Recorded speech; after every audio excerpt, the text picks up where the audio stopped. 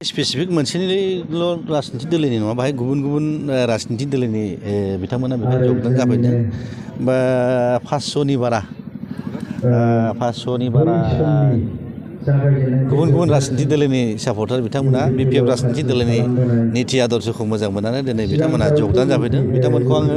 BPF राजनिति दोलोनि जानानै आरो स्पेसियेलि दतमा समष्टिनि जानानै आं बिथांमोनखौ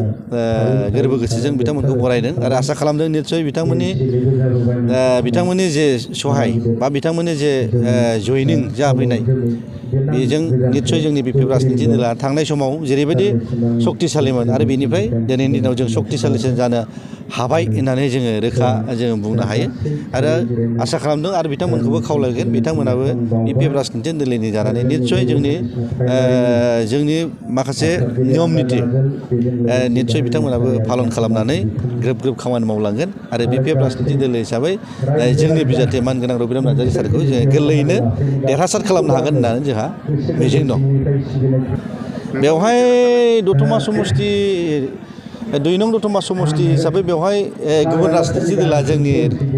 बिपिएफ राजनिति दोलोनि जों फेक्टर जागोन आं बेखौ मने खालामा। मानो होनोबा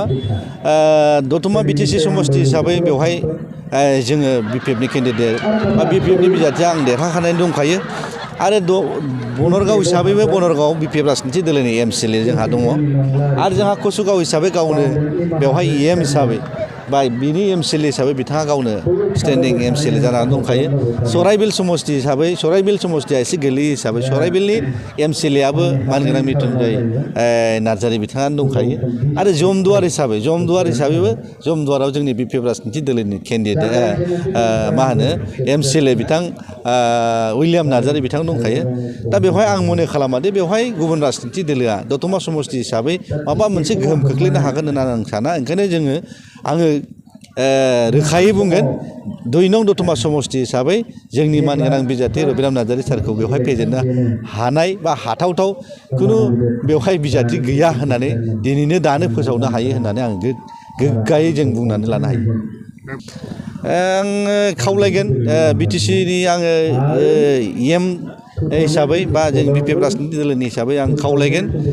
बिभिन्न जाथि जनगोष्ठीनि रायजोफोरखौ आं खावलायगोन बयबो फै जयैनो लैहोर लैहोर फैनानै बिटिसिनि ग्रेटार इन्टारेस्टआव बिटिसिखौ जोङो भारतआव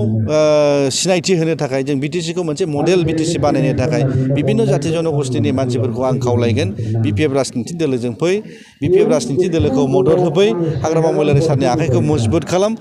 जोङो बे ओनसोलनि भबिसतखौ जोङो निस्सय दागोन आरो जोङो जे बिभिन्न जाथि जनगोष्ठीखौ लानानै दानाय बा बिटिसिखौ सोरजिनाय आरो बेखौ बयखौबो लाफानानै गोजौ फारसे बा बिटिसिखौ उन्नतिजों लोगोसे गावनि बेक्तिगत हिसाबैबो जों गोजौ फारसे जौगालांहोनायनि जों हाबा मावलांगोन।